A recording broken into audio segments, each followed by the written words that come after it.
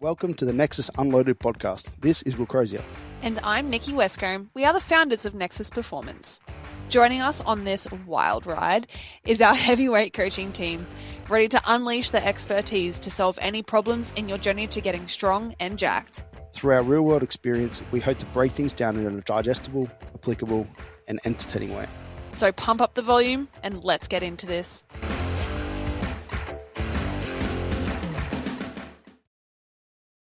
Well, we don't even decide where it cuts really. It's Tam's job. So I actually don't know because I put a lot of faith. We actually put a lot of faith in Tam. Fuck. You good? I actually don't listen to it back, so he could have left in a lot of stuff, and I wouldn't have known. I don't think I've ever listened back to the episodes I've been on. Not a full episode. Yeah. When it used to be like Zach, I would listen to them, but I don't listen to my own. When it used to be Zach. What's so special about Zach? Why does Zach get the special? No, it just wasn't me talking. Just wasn't so him. I just didn't want to. I hate listening to myself talk. Yeah, I don't watch any of my shit at all. And I feel like I already spent the hour talking. I don't want to listen another hour of the talking. The same thing again. Do you ever get the like? Do you guys pre-record like a couple episodes beforehand, or how do you? It depends on like if we're traveling, I'll do like 3 or 4 on the road and get ahead. Whereas sometimes we're just like in the gym, we're like, oh, that's a fucking good topic. Let's just wing it. You know, those are sick. The only problem with that is like the ones when you pre-record, well, not pre-record, when you do them a couple weeks before, you get messages from people like, "Oh, I loved that podcast. It was great." I was like, I can't fucking remember what I said. Not a word. Oh yeah, like, did it sound good? Yep. Cool. Well, that's it. I absolutely get that. I don't even know when half of them are released. It's just more we tentatively talk about like things we got going on in the gym and stuff, and then it'll be like, oh, actually, no, this will come out after that. Sorry. Yeah. I've done that before a couple of times. It's like, the seminar. It's like, well, fucking 3 weeks later. It's like, when's the seminar going on? It's like, well, shit, it's happened. Already happened. Yeah. No. Yeah, it's perfect. Podcast things. We love it. I mean, we're not just here for a good time. I feel like that's what it's about. I just hang out. Yeah. It's fun. What is there anything you wanted to talk about? Anything that's irking you or fucking not irking you, or loving any particular things? I don't know. Life is irksome in itself. Like we can just fuck. I don't know anything other than construction workers leaving their fucking bolts on the floor. Like that would be, fuck. Yeah, well, we can talk. We can kick it off with that. Yeah, shit. That.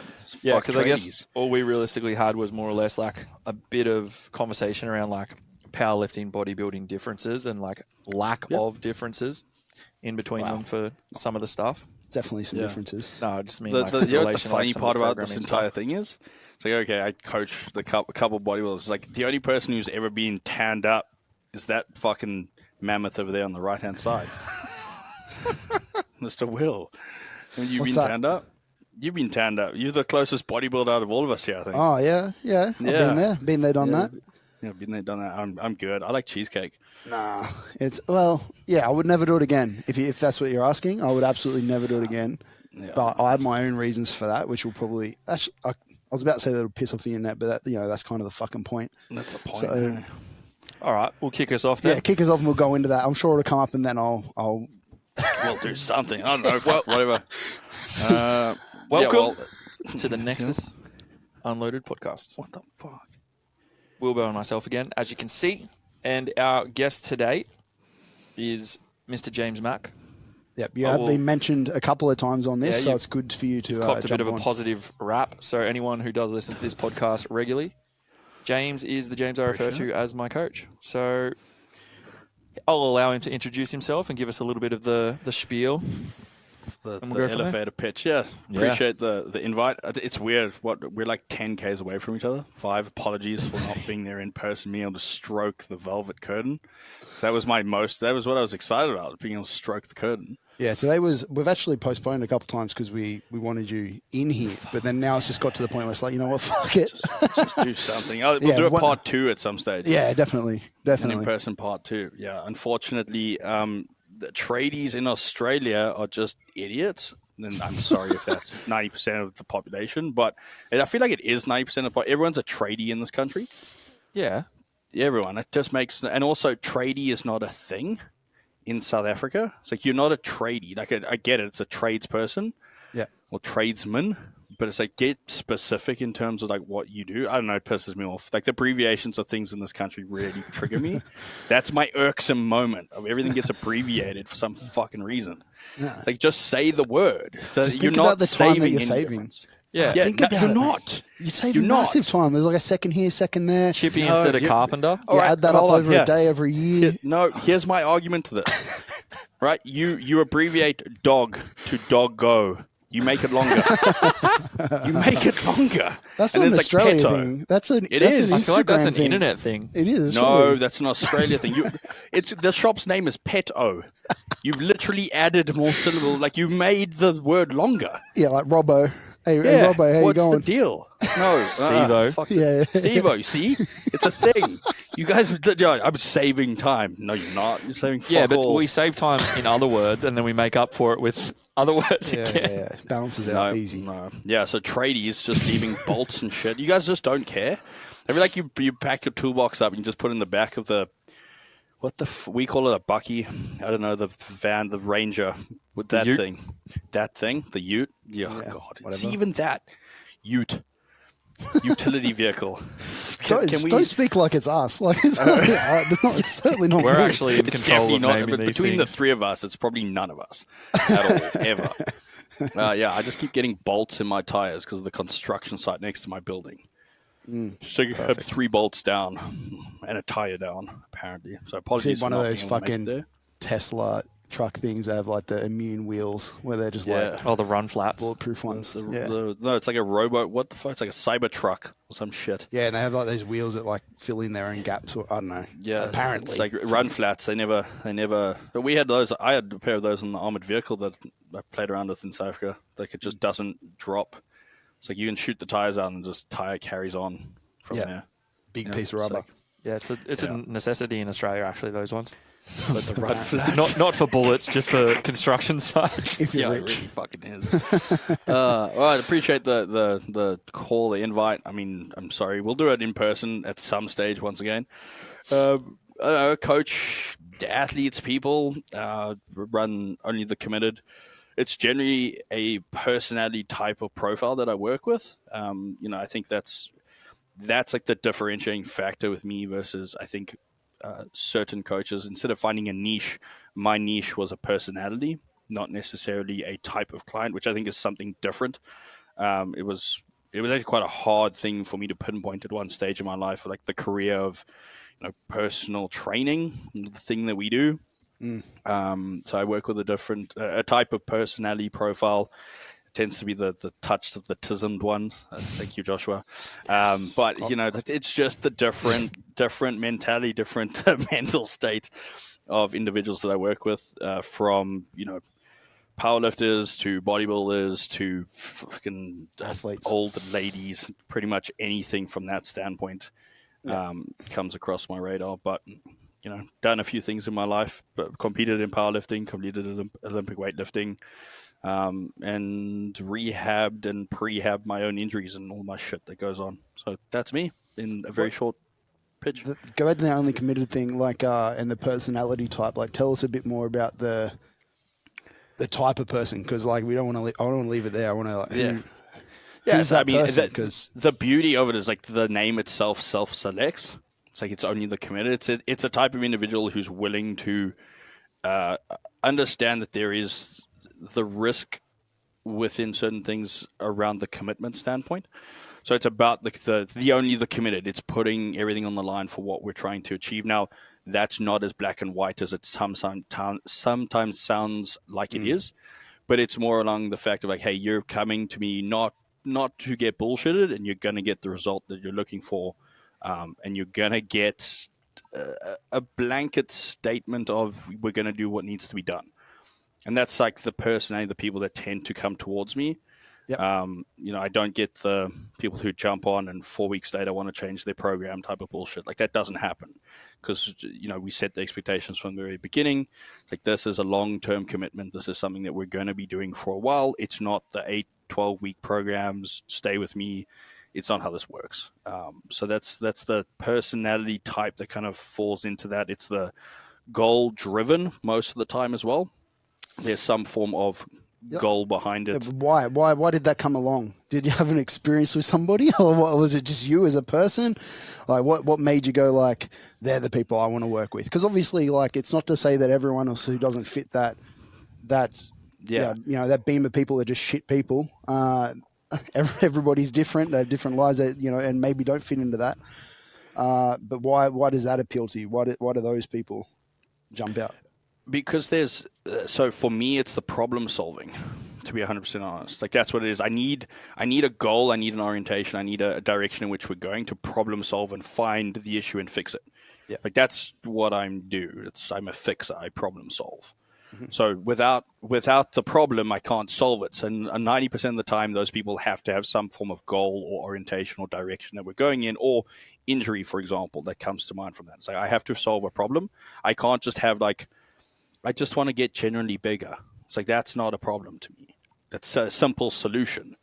For me, I need the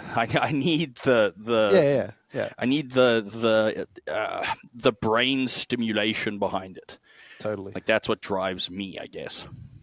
How long did it take you to sort of work out for yourself that was what you needed more out of it? Because you've been a coach for quite a long time now. And I'm assuming you have worked with all kinds of people in different realms, different scenarios, etc. What was it, and how long did it take you to be like, all right, this is actually what I want to fucking do, not all of it as a whole? So, I mean, I think we all go through those phases, and if you don't, I don't think you've been doing it for long enough, but we go through those phases where you kind of refine into what type of people you start working with. And that was probably around like my 4-year mark of properly starting to coach people. And it was more so of me doing an audit on the current people in my business is kind of where I started looking at this. Because I don't think a lot of coaches or trainers look within. They don't look at who they currently are working with. And what I did is I looked within, I did an audit, and I started looking at the people that sounds terrible, but the people that I really enjoyed getting their check-ins from. Yeah. So it's the people who got me excited that the check-in notification came in. So what I did is I kind of wrote out all of those people, and then I started trying to look at what they were, because they were all such a vast difference in terms of what their goal was. So I started trying to look for this, and then the fruition of the company name came from, or evolved from, to Only the Committed, because I was looking for a slogan, kind of like a catchphrase is kind of what I was going through. And I was working with a good mate of mine who lives in the UK now. And he was helping me with some branding stuff, and just more of a soundboard business, not even a mentor, just a really good friend that was being my soundboard. And we were trying to come up with some form of slogan, catchphrase, whatever the fuck. And I was he's like, what type of people do we work with? And I was like, they're just committed. They just do what needs to be done. There's this goal, and they execute, and it just gets done. And he was like, Only the Committed. And I was like, yes. And we both looked at each other and I was like, fuck, I got to change the company name. And that's literally how the name evolved. And then at that same time, there was this process of looking within to work out what types of people I was working with, because I had this array of individuals, from competitive powerlifters to pro bodybuilders to grandmas that I was fucking working with. And I was like, they all don't make sense. But I wasn't getting the enjoyment out of, I can't even remember what her name was. I think it was Tess is one of my oldest clients now, who I get one of the most joys of, which is one of my oldest clients. Her check-in when it comes through, I'm pumped. I'm more pumped than my bodybuilder stepping on stage. Why? Because it's the benefit that I give her is so much, I don't want to say so much more valuable, but it is more valuable in her life. She skis, she plays tennis, she's injury free to a certain extent now. We've been rehabbing a hip issue. She looks incredible for her age. And it's I get so much joy out of that. But at the same time, she gives me so much as an athlete. And I generally would call her an athlete because of what she does. But that was the defining moment for me, is looking within and going who do I really care about when they check in? When someone doesn't check in and I'm kind of yeah, I'll follow up with them tomorrow type scenario. That should be your first response as a coach. Fuck, what is wrong? It's a red why flag. am I not excited to work with the people or talk to the people that check in? Yeah, I don't think that's a horrible way of thinking. I think it's an integral part of business. and personal development. I think it's just hugely. I think it's more common than coaches are willing to admit because they feel like they. Well, you have to start somewhere. Yeah, they feel like exactly that, right? You don't like at the fucking start, get your star clients. Yeah, at the start, you can't cherry pick. You're just like. No, you're just anyone who comes to you, you're like, yeah, I'll take you. Yeah, and I guess that's food is really good. Yeah, food is fucking real good, and it's expensive at the moment. You need to pay that rent. But even in the gym here, like when we think about our growth and who we want to attract, and just like marketing plans, and like from a higher level business perspective, and it all comes back to like we will always like identify the key people in this space that we all love being around. And then we're like, who is that guy or that girl? We're like, what traits does that person have that make them so valuable to our space? It could be a financial thing. They're really like, they're paying a lot. Fucking great for the business. It's just them as a person and like the energy that they give here.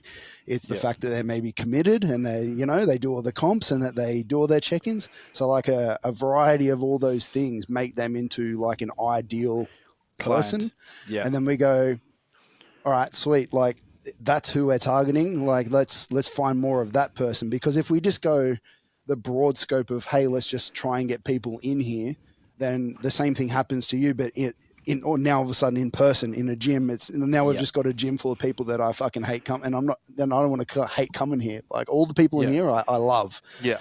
So but like I said, it's not horrible. It's something that I don't think coaches think about that. And like you're saying, they don't think about that because, in the very beginning, you do need to earn your stripes.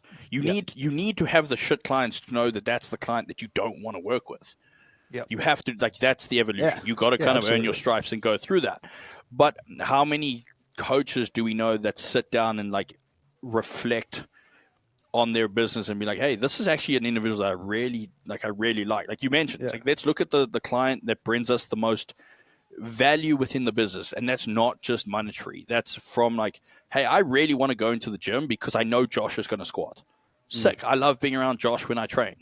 It's like that. And like, that's the type of individual that if you can, pinpoint that within the business, and then you reverse engineer the process of who that person is, you could go to be like, hey, Josh, like, why did you come to Nexus? Like, what was it about us that really attracted you? Oh, no, I really like the community vibe that you guys brought up. Sick. There's your fucking advert campaign right there to get more of Josh. Like it's kind of like that's the business thing that obviously a lot of coaches don't look at, but it creates this full circle approach of if you're happier in the business that you create, you're going to produce better results. You produce better results, you're going to attract more of the same individual. Like now you kind of create this on-flow system that you can really give a fuck about the work that you do. And I think that's that's the key thing. There's another, just quickly before just touch on something a little bit more what you said there. When you start off, obviously you have to take everybody because you need money, you need to learn. And that when you said earlier about your roster and all that, and maybe you didn't necessarily love training grandma or whatever on there, but I think it's also super duper valuable to just get a wide variety of people. Like, I remember when I started coaching and I was like 20 or whatever, and like I just honestly assumed that everybody was like me. Like I loved going to the gym. Like it was the best part of my day. When I finished up work, I would be fucked and I would just be like, oh man, the best part of my day is coming up. I get to go to the gym now and train. And I never this is one example. I just never not wanted to be there. There was not a time where I didn't want to go. And then as you start to coach people more and more, you start to realize that not everybody is like that. And it teaches you a lot of life lessons, and it teaches you about other problems and gives you more exposure to different things that come up that are going to be really helpful for you when it comes to empathizing with, athletes and with busy people and with just other people in general. So like I find that at first you just need a huge variety to build a big base of problem solving. And then when you get to your niche or to the people that you want to work with, you can problem solve them better because you have had that wide exposure. You need the realization. It's like, it's a reality check. Like you said, like all of us here are, here talking on the podcast, like I wouldn't not want to go to the gym. On my worst days when I feel shit, it's like I still end up going to the gym. And that's because I feel good going there. Like I there's some form of accomplishment. Like for me, the emulation of what strength training does for individuals can carry over into business, into life, into all aspects of who we are.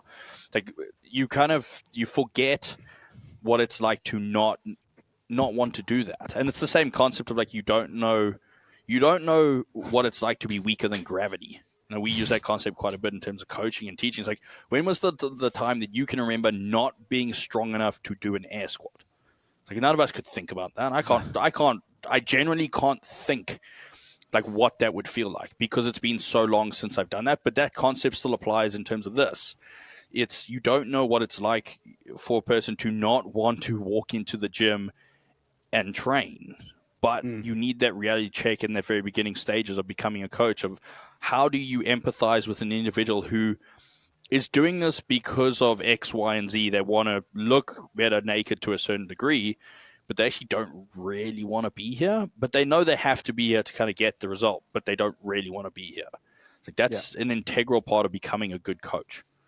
Yeah. Yeah. We always talk about it here, especially is like, you see, and I guess in the last couple of years especially, there's been just this massive influx of just people who have never really done any form of personal training straight into the online space. They might not even have a Cert 3-4 at the bare minimum. They've just trained for a few years, and then not that the Cert 3-4 actually gives fuck all in Australia, but they just whip out straight onto the online coaching space, and then they're like, oh, why can't I communicate to people? And it's like, because you haven't fucking spoken to people. You haven't sat there and done the time in the trenches dealing with people you may not like or who may not be your ideal client, but you've learned how to adapt, how to empathize, how to communicate, how to structure things for 50 different people to make one person's life easier. Yeah, that niching early is they try and niche straight off the bat. Yeah, you can do that now, whereas you couldn't do that before. So I think it's you can do it, but you can't do it well. Yeah. Like, I think that's the thing is like, I don't think you can do it sustainable, like in a sustainable manner. No. Well, you're going to end up hating your job because you're not going to be very good at it. Well, that's why you see like the lifespan of those individuals, like if within that business don't last, they land up becoming business coaches. Yeah, I love that. Link in bio. Or life coaches. Fuck's sakes. They're my favorite. Do you want to move on to the topic that you actually... Well, it kind of is branching into that topic anyway, really, because it's like... This is how the podcast world goes, which I'm sure you're aware as you have your own podcast, but you just kind of start on one topic. You talk shit until it falls into the actual topic. Yep, that's how it goes. Yep. Many different branches. So it's kind of branching in there, like a little segue and into there anyway, with relation to like, I guess, the body... Like you said yourself that you've worked with bodybuilders, Olympic weightlifters, power lifters, fucking basically everyone under the sun. Yeah. And I know myself, especially, I've picked up recently a couple more bodybuilding clients. Now, they work with specific coaches on their nutritional side of things and things like that. Like, I don't take care of any of that aspect of things. But they come to me and they're like, oh, I want to do powerlifting because it's so different to bodybuilding training. And I'm like, okay. What about it in particular is it like that you're looking for from me that you may not necessarily be able to get from your current coach with relation to that style of training? And then we kind of have the discussion, and then, at the end of the day, when they actually start getting into it, they're like, oh, this is similar. Yeah, it's similar. And Very I'm like, similar. Yeah, most bodybuilders should spend more time getting strong, and most powerlifters should spend probably more time doing a bit of bodybuilding stuff. I think, so the way that I view... let's mix the two together in terms of bodybuilding and hypertrophy based from that standpoint. The overarching principle is strength training, and like it's in the fucking name, strength. So, and I see this getting lost in so many aspects and so many avenues of coaches and program design and all of these aspects. Now it's like the goal is to get strong, and then if it's more hypertrophy based, it's using the strength that you've acquired and expressing it in a slightly larger manner to accumulate volume. Why? Because the accumulation of volume is going to lead in a hypertrophying of a muscle group. But if you're not strong, you're not going to be able to accumulate the volume. And this is where, like, something that I really like, and I do it with my bodybuilding based clients, my more hypertrophy based clients, it's like you go through phases of strength training or intentional strength training where I'm trying to bring up your relative strength.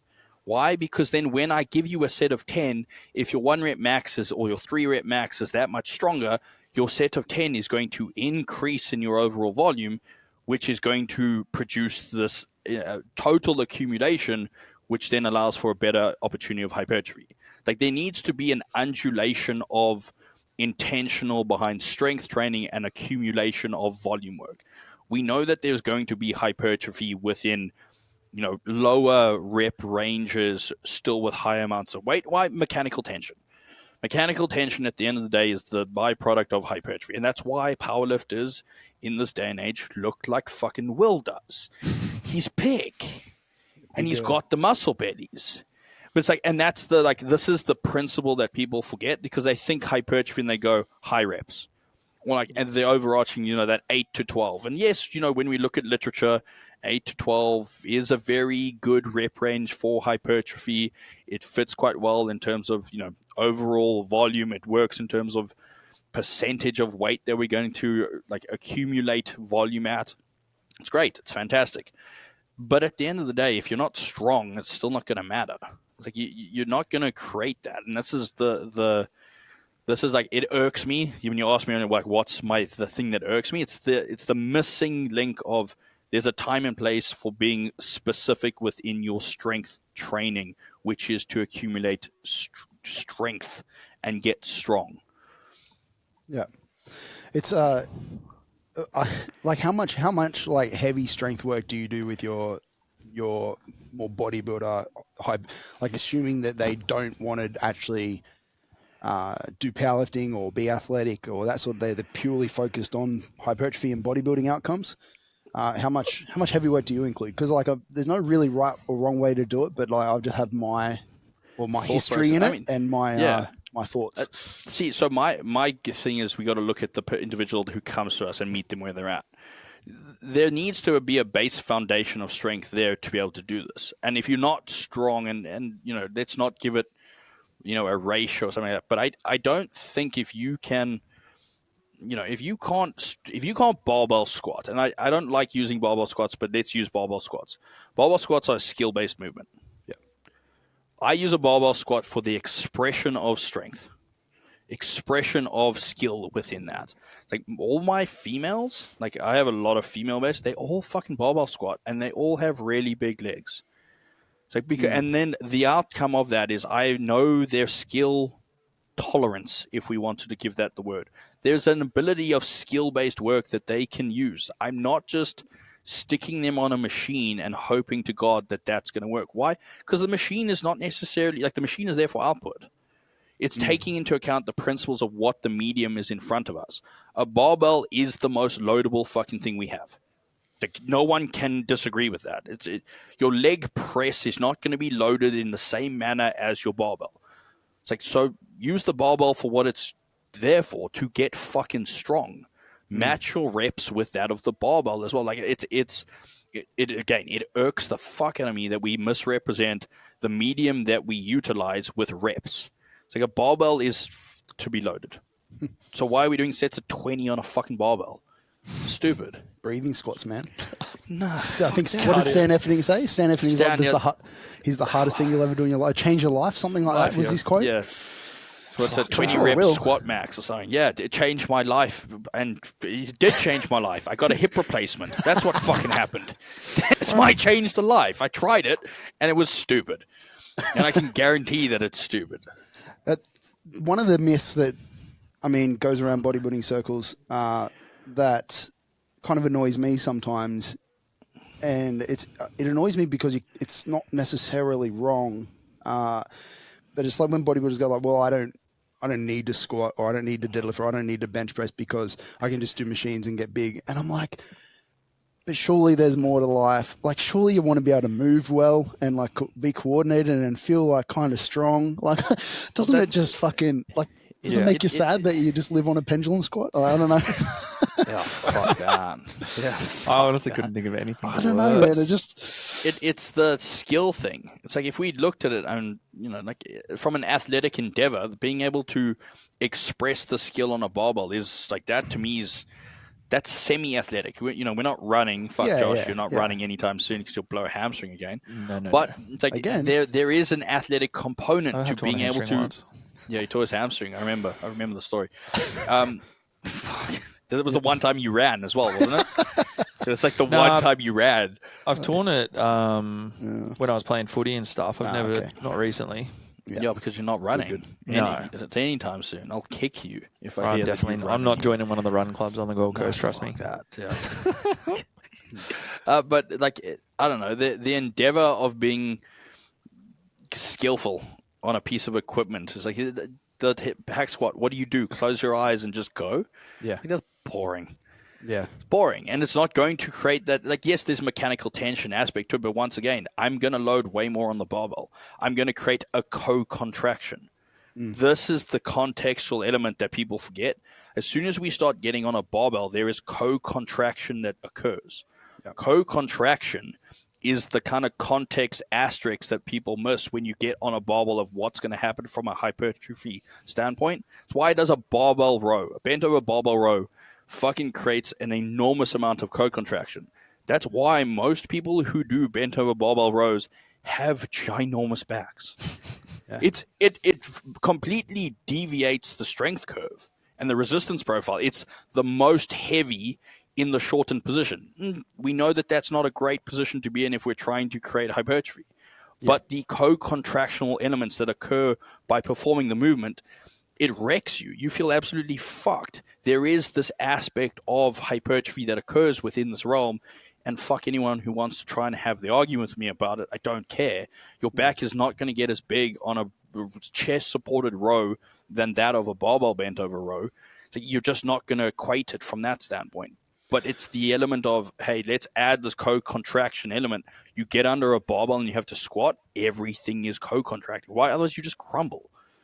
Co-contraction is a very interesting conversation as well, because when you're talking about like quote unquote functional things such as walking, there's a lot of that going on, whether you realize it or not. Like muscles are designed to work together, and then I think that's why when you see bodybuilders who are just like sat on a machine for 10 years, or machines are. Sure, they look like balloon animals and they're fucking gigantic, and when they get on stage, you're just like, Jesus. But, like, they usually are just, they can't do anything else. Like, literally nothing else.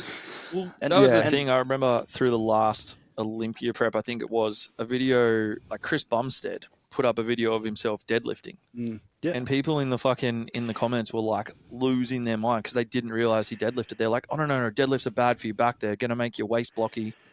And it's like he's the number one doing 300 plus kilos for reps. Yep.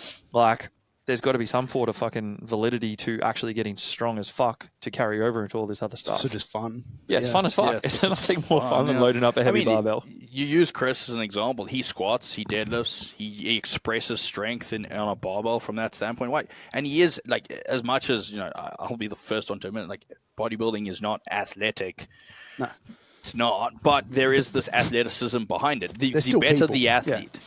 The better the athlete, the better the outcome will occur from that. There is going to be that ability to co-contract. There is going to be the ability to, shorten origin to insertion that much better. There are all of these aspects that kind of come into play with this. It's like that's the missing component that I think. And again, he gets fucking strong in a deadlift so that when he sits on the seated hamstring curl and he fucking reps out the full stack, it's like, okay, well, what do you do after that? He needs some form of next step progression output to start loading those movements, those muscles.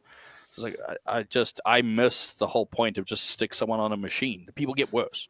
Yeah, I think there's a time and a place. Like when I did bodybuilding, I remember the last, I don't know, I so long ago now, but like 6 to 8 weeks of it where I was fucked, as in like I was eating nothing.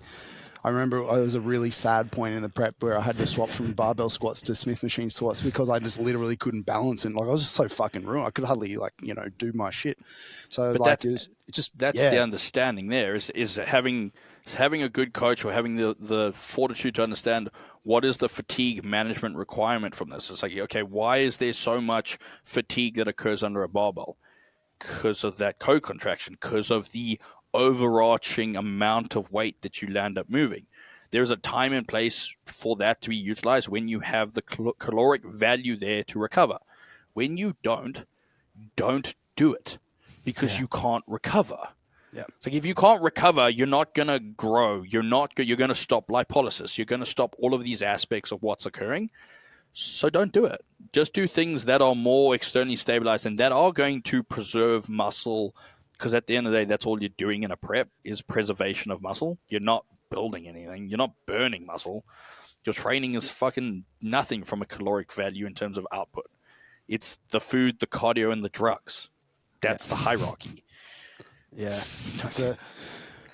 Bodybuilding is such a weird world. It's such a fucking weird sport. It isn't, but like I know we talk about it a lot here, and you already mentioned it there, touched on it briefly with relation to like barbell work is skill. Skills are specific through certain phases. For us with powerlifting, we use them through a peak because we want to express the strength we've built in the off season.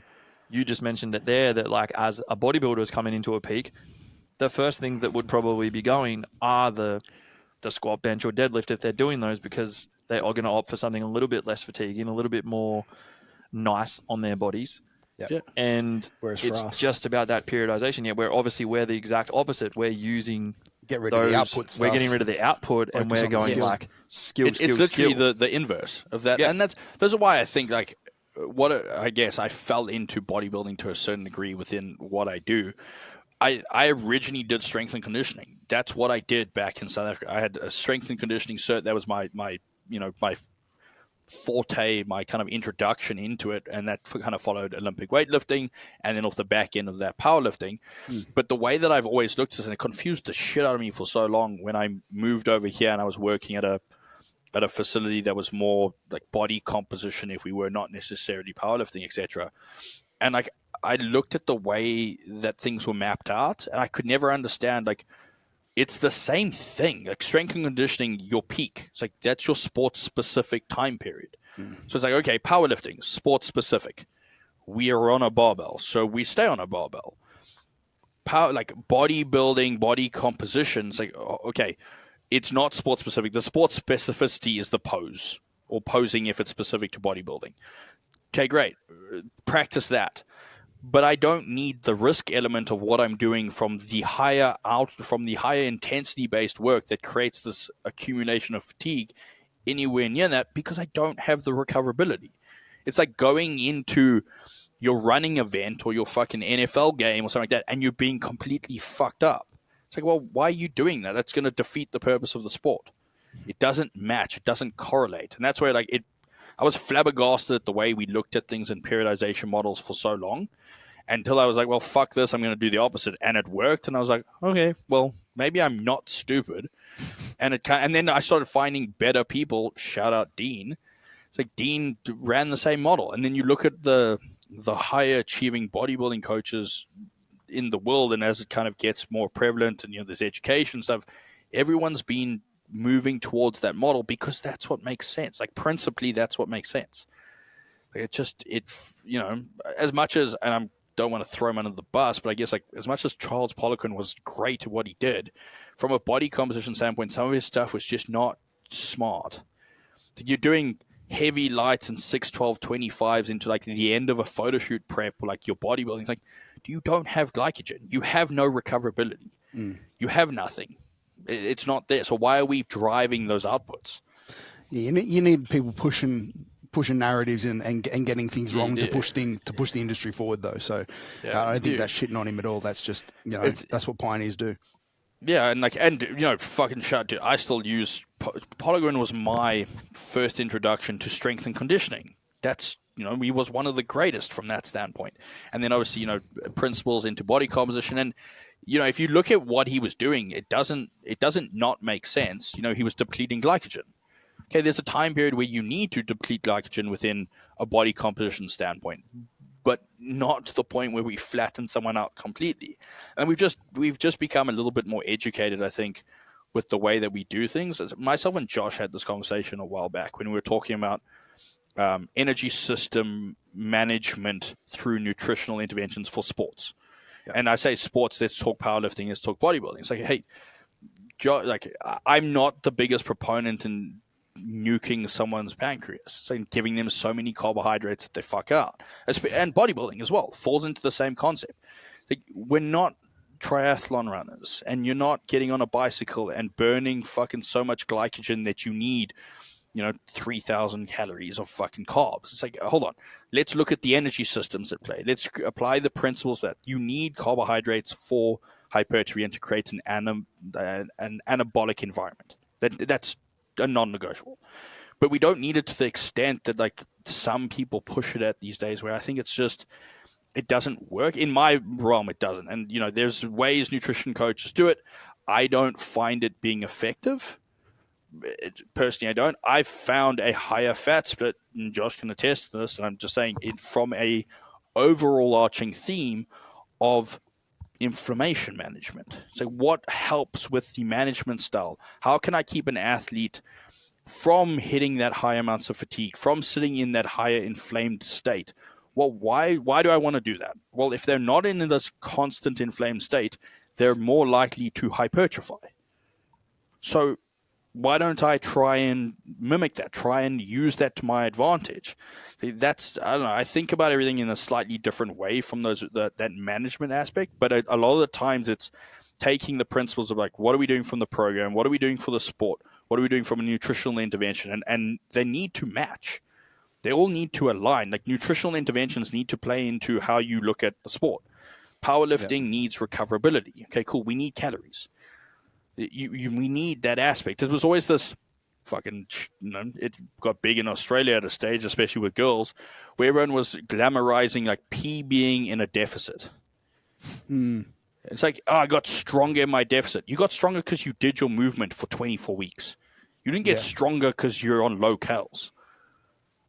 Yeah. It's simple. It's fucking not rocket science, though. The carb fat thing, just to touch on that, I think just is an industry thing in general. Purely, like, if I think about it, is more because like what non-committed people, what do non-committed people do?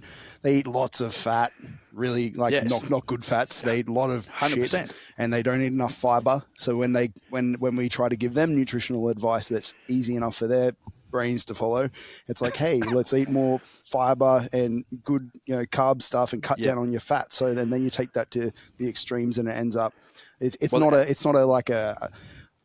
a pro athlete, very committed, maybe approach. And you're 100% right from that. Context matters in terms of this. Like, not most dietary issues that we look at, if we look at it, overarching theme of disease, most people are having too high saturated fats because they land up having trans fats and saturated fats. It's terrible. It's the amount is too high.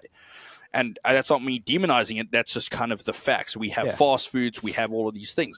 And you're 100% right. The first nutritional interventions that could occur is like, hey, let's give you low glycemic is the wrong word, but let's use better absorbed-based carbohydrates that have maybe some form of fiber in there and decrease the amount of bad fats that you're kind of putting in the mix here. Overall, overall. And we're going to see health outcomes from that 100%.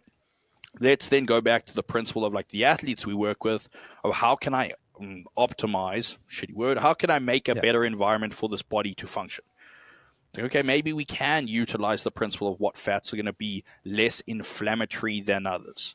And that's where like the nuance of these things all need to come in. And again, nuance means context.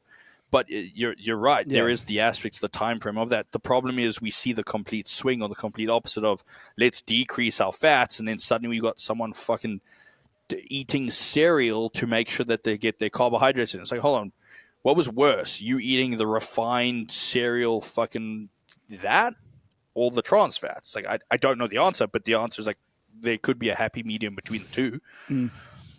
Yeah, so absolutely. That's the irksomeness. Yeah, and I remember like when you first spoke to me about that, and we went through like my cows at the very start, and I was pretty fucking like, I don't know how I was like, I don't know how I feel about this. Like I didn't even think I remember sitting there saying to you like, oh no, I'm a high carb boy, I need high carbs, and you were like, yeah, we're changing that.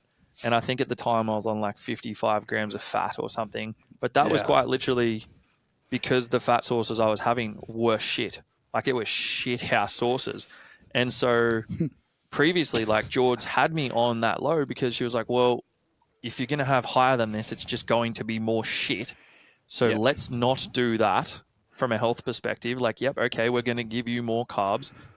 Please increase fiber, veggies, fruit, etc. And so, like, from that sense, in that context, like, that made sense. And then when you turn around and said, no, your fats are, I think they nearly tripled, like, almost instantly. And I was like, somewhere along those lines. Fuck. Yep. I was like, I don't know how I'm going to feel about this. Like, I don't know. I was like, no, I need sugar before I train. I need this. And you were just like, you don't. And then, through that period of time, I started to really understand and feel better physically, mentally, inflammation, all of this sort of stuff. And I was like, hang on a second, maybe there's a little bit of validity to this. It's like it's working for some reason. He's not that like, stupid. And I was like hesitant. And now I'm kind of like looking at things, and when I've been reading things recently and even just looking at some stuff myself, I'm like, yeah, I can understand it from both ends of the spectrum. As Will said, like, people, 90% of people, they're going to eat saturated fats, trans fats, shitty deep fried food. They're like, they'll see 150 grams of fat and be like, fuck yeah, that's heaps of pizza and chips and all of this, versus where I'm at the moment, where I think my average is like 160 or nearly 170 a day. And it's good fats. And I actually feel good. And my body on blood test is the best it's ever been. And I'm healthy and I'm eating 5,000 plus calories a day. That's like, but this is the key thing. This is the nuance, and this is both contexts are right. At the end of the day, both work. But it's like, hold on, let's get specific for certain athletes. Let's get specific for those individuals. And like, I'm not saying that one approach is better than the other at all. I just think sometimes there needs to be different tools within the toolbox to be brought out to work with different athletes. We've got health markers that need to be looked at. We've got interventions that need to come to play. It's like we've all done you did keto at one stage. Fuck that. I've done everything. I've literally been at complete opposite ends of the scales. I've been on during my bodybuilding prep, I think I got down to like 70 grams of carbs. That was with also fucking 40 grams of fat and stuff as well. But been right at the bottom end of the calories, right at the top end of the calories. Yeah. High carb, low fat, high fat, low carb. I've done it all. Literally done it all. And the whole point is, like, they've all worked. Yeah, they've all done. They've all come to the outcome that we were kind of looking at. It's just, hey, what do we have in front of us, and how can we bring the tools that we have as coaches into this equation to make the results the best results that we're looking for? And this is the whole thing. None of this is possible without full circle back to the very beginning, utilizing the different array of clients that come to you. If I didn't have the different roster that I had, I'd probably just run one train and one train only, and that's it. But because I've had to learn to speak to different individuals, I had to go through the process of, I've got some clients who just can't handle fats. It's like, okay, cool. We're on a lower fat diet, and I know what I need to kind of look at replacing or bringing into the mix, or what carb sources need to come in and be higher vegetables, and look at the fiber. And then I've got Josh, who I can have the luxury to play around with and quote-unquote experiment on to a certain degree with these and see the outcomes that come into play. And now that's not possible unless I've gone through and spent my time in the trenches of playing around, learning, spending time on education, looking at the principles. Like, all of these things come to the mix, and that was, I don't know, opportunity for a full circle moment, but we went with full circle. There's one thing I want to bring up here, since we're on nutrition and powerlifting nutrition. Just the idea of carb loads just are still a thing, and I love it. But it's worse than bodybuilding. Carb loading for powerlifting somehow seems to be worse than bodybuilders. It's because the idea I think is literally like, if I have more energy coming in, there will be more energy going out, and I'm like, it doesn't really work like that. But it doesn't work that way. Like, physiology doesn't quite state that that's how this is going to work. You can put more carbs in, that's fine, until you fall asleep. And then what do you do? Oh, okay, well, that's it. I don't know. I find the carb loading thing, especially for meats, that would always kill me. It's like you're not an endurance cyclist. You're not getting on. You're not running a marathon. You're lifting a barbell 6 times. Hey, 9. And 9 depending on... No, dude, I never had a perfect 9. Are you fucking joking? It's always 6. It's 2, 2, and 2. That's how this works. Yeah. It's always fucking 6. Good. When was the last? You've hit a 9x9 a couple times, eh? A couple times. Okay. It is a rare. It's It's rare. I was going to say that's right. I joke from when I say 9. that. A lot of I've people done 8 from 8. A lot of people pride themselves going on 9 for 9, but then a lot of the times they're just like bitching attempts. I'm like, Yeah. your third wasn't even hard. Fuck you. You know? Like, Shout out Kiva. I want to see a 9 for 9 day where the thirds are all grinders. That to me is like the perfect day. Shout out The Kiva thirds, Performance. there's all bloods just pouring everywhere. I've popped every blood vessel in my back. That's a 9 for 9 that's worthwhile calling a 9 for 9. Yeah, exactly. Yeah, just going 9 for 9 for the sake of going 9 for 9. No, it's not. Please don't do that. No, don't do that. Cool. You said what, an 8 for 8? Where did you do fucking 8? Oh, Josh does 8 for 8 because he skips the I always temps. skip my third bench Pussy. because I cramp up too much on the second. So I can't get back into the position again, so I just call it. I pretty much every comp I've ever done is... Okay, that means 8 for 9, by the way. That doesn't mean you... Nah, but I didn't take a third attempt, so it doesn't... Because I didn't take it doesn't count. I'm claiming it. That's all I've got. I take 3 squats, 2 bench, 3 deadlifts. Technically didn't fail. Technically didn't fail. Technically didn't fail. Got all my attempts. Yeah. A lot of people don't take their third deadlift either. Just They will say it's because... Who doesn't take their third deadlift, though? I feel like that's the one you want to... If part you're going of to it. cut any of them, that's not the one to cut. Well, a lot of people that... Unless they tear their hands apart or something. Well, there's that. And then there's also, like, if you've already done enough on your second, maybe you're ahead of the competition. Like, people won't take a third for a risk Fuck factor that. thing. You got a big dick it. No. But Yeah, I'm not about it. You I'm got to not about walk it. in and be like, bah. That's... Yeah. No. Yeah, absolutely. I'm with you. But, that is a thing. But honestly, I think a lot of the time it's just, like, bad conditioning. And then they get to the last one, they're fucked. Fucked, yeah. Which we is had one of powerlifting the thing worst to do. things I ever did in my life is we had it's called the Power Triathlon in South Africa. So it's 9 lifts, 9 minutes. Fuck me. Jeez. That is one of the hard. So it's super total. So the grand total of all 9 lifts wins. And then there's obviously there's an equation you can do like a Wilks-ish version with that as well. But you got 9 minutes to complete 9 lifts. When you say super total, you mean like it's still just squat bench deadlift. It's not squat bench deadlift clean. Yeah. So not super total with Olympic weightlifting. So the accumulation total of tonnage that you move.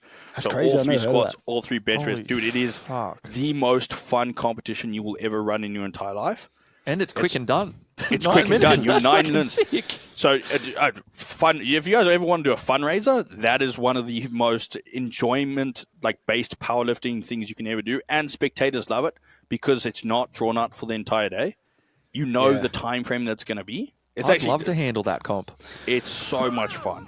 All right, cool. Guess what we're doing at the end of the year? Nexus Power Triathlon. 9x9. That's a business move too. Charge $100 entry, 9 minutes.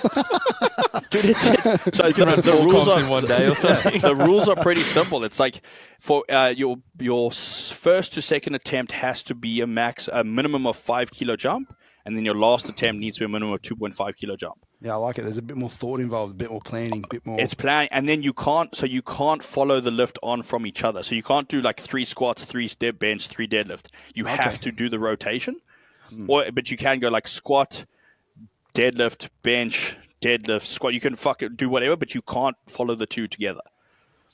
It's such a cool thing. There's strategy behind it. Yeah, dude, it's epic. It's one of the most entertaining comps you'll ever do. Interesting.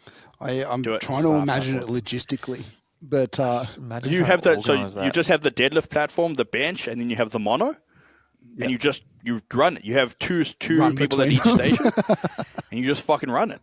It's 10 minutes, so it's 10 minutes between individuals. So you run everything in 10-minute slots. And it's honestly, it's the most fun you'll ever have. Yeah. we'll have to plan this. We're gonna have to Your look heart into rate that. literally feels like it's gonna you're gonna have a heart attack. Yeah, that's Does not feel probably like that. well equipped for most powerlifters who can't survive with the fucking nearly 10, 15-minute break they get between lifts now. But it'd be similar. Like it's short enough time that I can imagine that it would be similar to a BIP test, which is when you're doing a BIP test, you can always do one more. You'll be fucked and you'll be it's 20 meters, and then you get to the other end, you're fuck, 20 more meters. You can talk yourself into it. So I can imagine when it's only 9 minutes, you can kind of grit your teeth through it. It's not long enough to. Yeah, unless you want to win.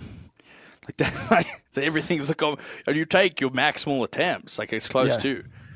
So imagine taking your normal attempts, but literally a minute versus each other. Like it changes the game. I'm thinking my strategy would be like do the first 2 pretty fucking light, and then that was the thing, right? The strategy is to make sure that you get all 9 lifts. That's the key thing because it's the cumulative total. Yeah, but you could take heaps bigger jumps. You can. So if I wanted to get like a 360 deadlift in my lives, I could go like like do 40 kilos between them. You know, so I'm not doing like 10 kilos like a normal powerlifting comp because like you'd be absolutely fucking rooted. Well, we had one of our guys that we used to run. He was first master in South Africa to ever squat. First master in the 105s to ever squat over 300, and he ran that and he went like 280, 290, 2.0, and 300 in the power triathlon. Yeah, he was a fucking monster. Funny enough, he was a bodybuilder, ex-South African bodybuilder. And he just built the muscle density, and like he always said to me, and that's where I got part of that principle behind like strength training for bodybuilding. He's like, I was just always strong, like that was the goal because the strength training allowed me to get bigger. I was like, okay, well, it's not that bad. It's not terrible. Yeah, big boy.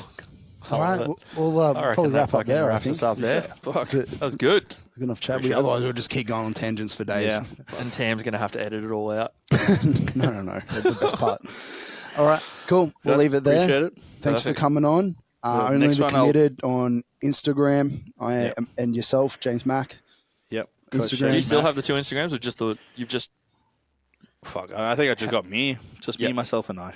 Cool. Just find you, and then you'll link off, like you said, link in bio, filter down. Link in bio. Go from there. Appreciate it, boys. Next time I'm touching the fucking velvet curtain. Yeah, we'll have to get you in here for sure. Yeah, sick. Perfect. Appreciate it. Awesome. Thanks, big dog. Thank you for listening to the Nexus Unloaded podcast. Be sure to jump on our website to find details on everything mentioned in the podcast today, plus information on our coaching, mentoring, and gyms based in the Gold Coast and Townsville. Make sure you follow us on our Instagram for any updates on what we are currently doing, and we'll see you all in the next episode.